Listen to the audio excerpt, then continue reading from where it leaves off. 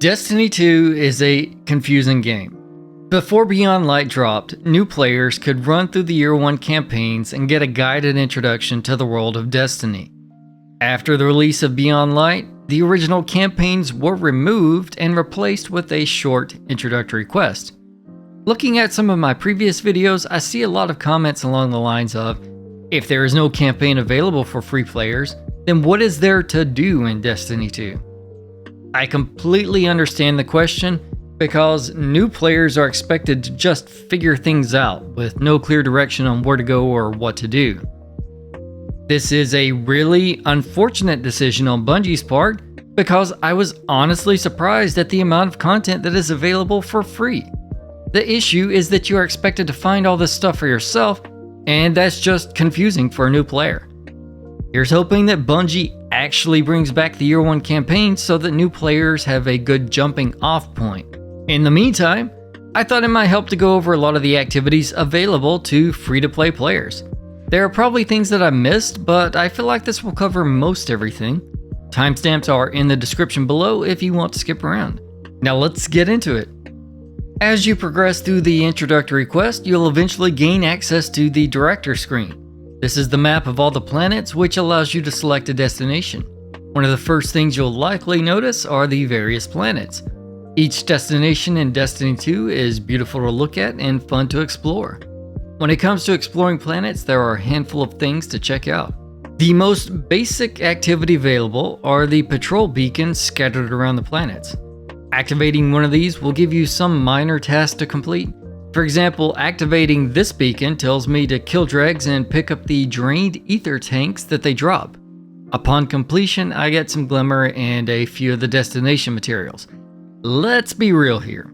Patrols are pretty boring and there isn't much reason to run them unless you have a quest up telling you to complete patrols. The only exception, in my opinion, are the patrols that present you with some lore. The Dreaming City is my favorite example for this, although you'll see it on other planets too. In the Dreaming City, find one of these Corsairs with this icon and you'll be guided to a location, then hear an interesting little story related to that location. You'll likely encounter a public event or 20 as you explore the planets. These are very straightforward activities in which all of the players in an area work together to complete some objective. One thing you may not have realized is that there are normal public events and heroic public events. Each normal event has a hidden objective you must complete to turn the event heroic. For example, destroy this ship during the Cabal extraction event to trigger the heroic version. The heroic version usually throws another boss at you, but nothing too complicated. The reward for heroic events is slightly better than the normal rewards. Grinding heroic public events used to be a great way to level up your character quickly. It's still not a bad way to level up your gear, but it's probably not worth your time to just do these over and over unless you're having fun. In addition to the patrols and public events, each planet has lost sectors you can explore. Lost sectors are these special little areas full of enemies and a mini-boss. While they are off the beaten path, the location of each lost sector is visible on the planet map screen. Some of these can be tricky to find even when you go to the location on the map. If you are in the right area and have trouble finding the entrance, look around for this symbol nearby. If you see it, you know the entrance is close. Completing lost sectors consists of clearing all the enemies, defeating the boss, then opening the chest for your reward. You can do these as many times as you want, and I often use lost sectors to complete weapon bounties. While you are looking for lost sector icons on the map, you probably noticed a few of these icons and maybe wondered what they are all about. These icons indicate a region chest. Region chests are special chests hidden around the map. Don't expect anything amazing or unique rewards from them. You'll usually get some gear, which means they are great for leveling up a new character. As you find the chest, the icon will fade to indicate you found that specific chest and it will no longer appear for you. Since I mentioned bounties before, let me quickly go over that. Bounties can be picked up from NPCs at various locations. You perform some simple task like get kills with a scout rifle to complete the bounty. Bounties can award gear, upgrade materials, XP, etc. There's also some unique bounties like the Black Armory bounties from 801 that award transmog materials. completing lots of bounties is a common method people use to quickly level up each season. The last two things I want to mention in regards to Planet Direct activities are Blind Well in the Dreaming City and Altars of Sorrow on the Moon. I've already made videos specifically for these two activities and will drop links in the description below. In short, these are two fun activities that revolve around shooting lots of enemies quickly. Both are worth checking out. Since I'm talking about planets, I want to give you a heads up about a tentacle-faced guy named Zur. Zur is a vendor who shows up each weekend in one of a handful of locations throughout the game. While Zur technically isn't an activity, he is a valuable resource available to free-to-play players. This past weekend, Zur showed up in the hangar at the tower. He sells gear that rotates each week. More importantly, he sells exotic gear that rotates each week. If you are new to the game, you probably don't have many exotics. Zur is basically Santa Claus for you. Even if you already have the gear he is selling, you can purchase an exotic engram from him that should drop something you don't already have. If you have the legendary shards, load up on any exotic gear that you don't have yet. Back on the director screen, check out the blue Vanguard icon for strikes and Nightfalls. Strikes are kind of like standalone missions outside of a traditional campaign. You'll load into the strike, then be given instructions on where to go and what to do. Strikes always end with a boss fight that usually revolves around a simple mechanic. For example, several of the bosses will go immune after a certain amount of damage and remain immune until you clear the room of enemies. Since strikes are match-made activities, the mechanics and difficulty of the fights are toned down compared to something like a raid, which requires a lot more coordination among the team to complete. Strikes also have modifiers which rotate on a schedule. To see the current modifiers, select Vanguard Strikes and then hover over the icons above the title for a description of that modifier. There's one really strange thing I noticed about accessing the strikes. If you attempt to launch any strikes directly that are associated with a paid DLC, you'll be unable to proceed. These strikes will come up in the strikes playlist though.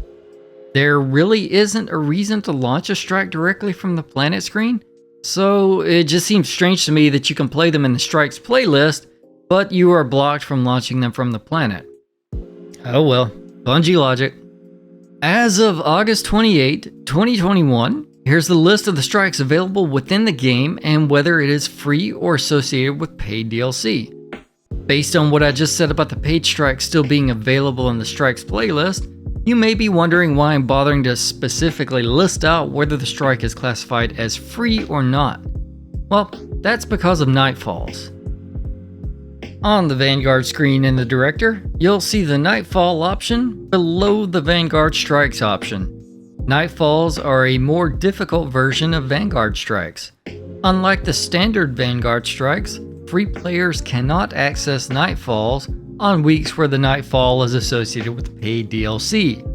As you can see here, the Nightfall this week is the Hollowed Lair, which requires the Forsaken expansion. Due to this, I can't play the Nightfall this week on my free account. On a week where the Nightfall is one of the free strikes, then I could play it on my free account.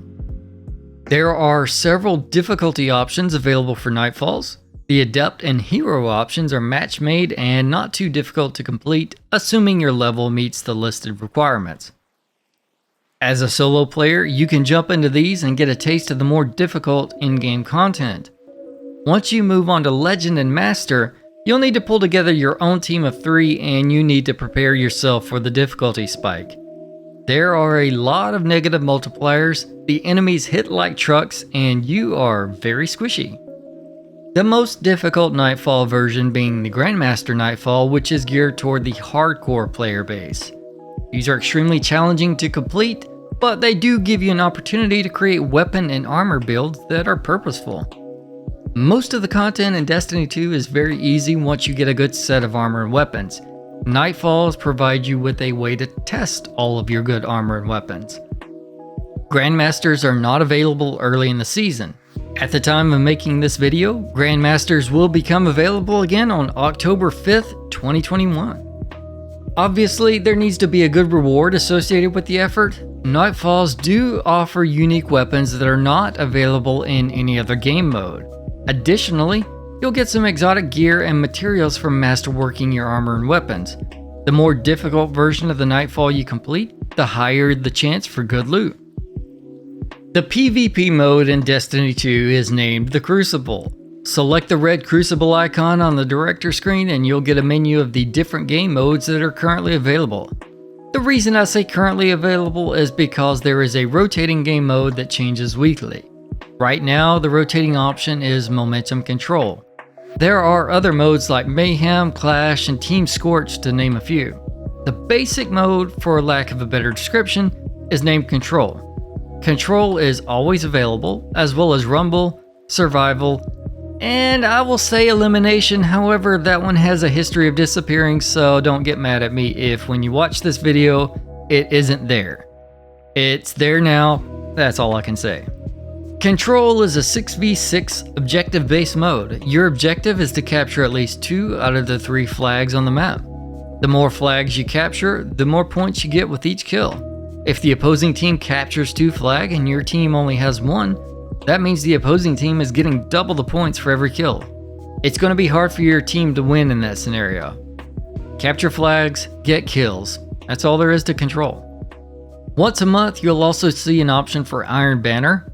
Iron Banner is just the Control game mode, but power levels are enabled. This means that if you are 50 levels below someone, you'll do less damage to them, while they will do more damage to you. Due to this, Iron Banner usually isn't a good place for beginners. You can still play and get kills, it's just a much more frustrating experience if your level is low. Rumble is the free-for-all mode. You go in by yourself and your goal is to get 25 kills before one of the other 5 players. I don't particularly like Rumble, so no B-roll to watch and I've got nothing else to say about it. Survival is a 3v3 mode, and your goal is to exhaust the lives of your opponents before your team's lives are exhausted. Each team starts the round with 4 lives, and each death uses 1 of those lives. Survival was previously the competitive game mode. I guess technically it still is, but there's not really much of a reason to play it, unless you just enjoy survival. I played Survival one time on my free account, and that's the footage you see right now. Survival has a history of being frustrating for solo players, and it's funny that the one time I play it, I encounter some of that frustration. After the first round, my third teammate quit, and it turned into a 3v2. The 2 of us lost, but not before we won 2 rounds. As you can imagine, a well-coordinated team will have a much easier time in the survival playlist. Elimination is another 3v3 mode, and your objective is to kill all 3 of your opponents at the same time. It's possible to revive a downed teammate, so unlike in survival, you don't have a limit on lives. This is another situation where a well-coordinated team will have a much easier time of things. Elimination is essentially the Trials of Osiris practice mode. Since Trials is available only on the weekends, players can get a similar experience throughout the week with Elimination. Speaking of Trials, we had some big news with the launch of Season of the Lost. Previously, Trials of Osiris was free for all players. Now, players must own the most recent expansion in order to play Trials. I won't go into the details on Trials since it is paid content now. I just wanted to make mention of that change since it was free for everyone prior to Season 15, and there might be some confusion around why it is no longer available. Now that I've gone over the PvE playlist, i.e. Strikes, and the PvP playlist, i.e. Crucible, it's time for the PvE/PvP playlist. This game mode is called Gambit, and it is the green icon on the director screen. For a little history on the mode, when Gambit was first introduced into the game, it was a ton of fun. It's a unique mode that consists of 2 teams killing enemies, picking up motes they drop, then depositing these motes into a central bank.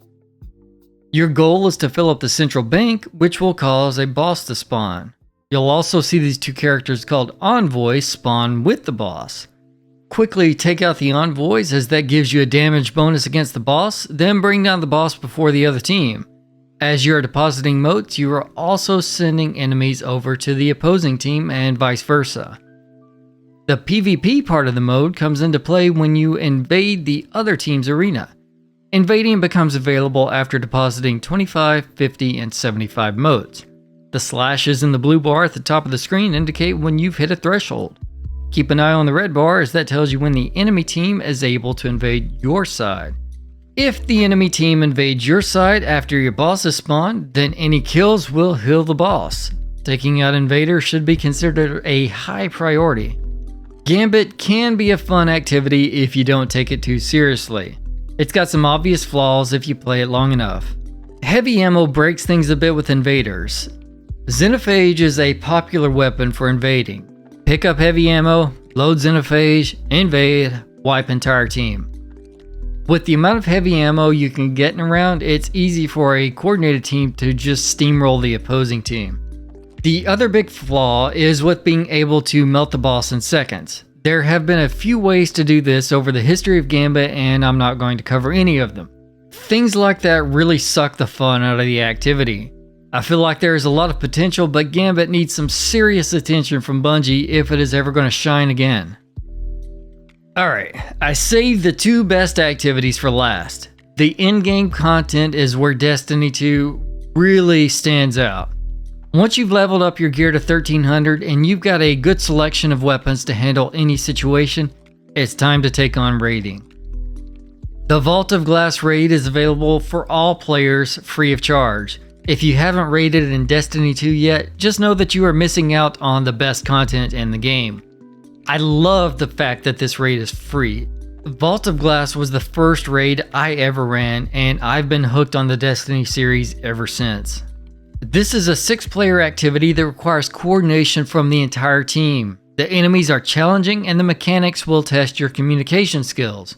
If you do make it to the end and bring down Atheon, it's one of the most satisfying feelings imaginable. Try it out for yourself and see if you don't get hooked. I'm not going to go into too much depth here. Covering each encounter in the Vault of Glass would be a long video by itself, and others have already made those videos. I do recommend going into the raid blind the first time, because figuring out the mechanics yourself is a ton of fun. Raiding is the reason I play Destiny 2. Oh, and if you are struggling to get a team together, check out the 100.io. I've mentioned this site before and I highly recommend it. I've made several friends and met a lot of good people on this site. There are plenty of LFG options out there. This is just one that I like personally. If you don't have a team of 6 or you enjoy soloing really challenging content, there is another activity available that is sort of like a light version of raiding. These activities are called dungeons, and there is a dungeon that is free for all players. I was genuinely surprised to discover that one of the dungeons was free. Dungeons are a lot of fun, and I love that players get to experience one without spending any money. On the tower screen of the director, you'll find an icon for the Prophecy. The Prophecy is a 3-player activity that consists of challenging enemies along with puzzles just like in a raid. Unlike the raids, you can complete the dungeon solo, although it is very challenging. While the level requirements for the Prophecy are low, don't go in expecting things to be a pushover. You'll want to tackle this one once you get a decent set of gear. Enemies don't hit quite as hard as they do in a Grandmaster Nightfall, but they do pack a wall up here, and most of the encounters require fighting as well as puzzle solving at the same time. Your effort in completing raids and dungeons is well rewarded. Each raid and each dungeon has exclusive armor and weapons to chase. With the Prophecy, Bungie just updated the loot pool to include some gear from the original Trials of 9 game mode from back in year 1. Even if you completed this activity 100 times in the past and were satisfied with the gear you got, the loot pool changes give you a reason to play the activity again. Just like before, I'm not going to go into detail on each encounter. There are tons of videos that already cover this info and it would be too long anyway. Get your friends together and try it out. Alright, that's my best shot at a list of all the activities available for free to all players. Be aware that Destiny 2 changes regularly, and this list will most certainly change too. If you watch this video in 2022, there might be several things different. If something doesn't add up, or you just have a question about something I didn't cover, drop it in the comments. I do try to answer a lot of the questions that get posted. Last thing before I go, if you found this video helpful and or entertaining, please drop a like and subscribe as it really helps me grow my channel. Take care, and I'll see you in the next one.